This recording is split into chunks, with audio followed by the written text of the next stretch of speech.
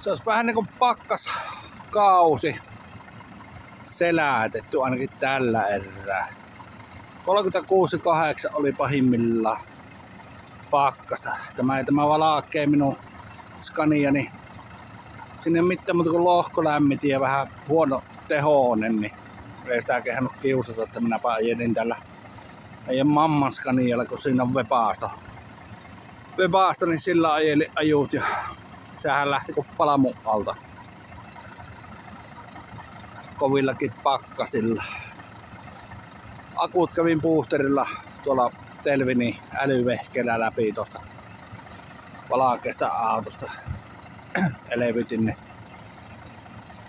Elevytin ne, että jospa ne olisi niin säilynyt. Ehjänä. Vielähän tässä pakkasia tulleepi, mutta niin jospa ei kuitenkaan niin raakkaa mitä oli tuossa pari viikkoa.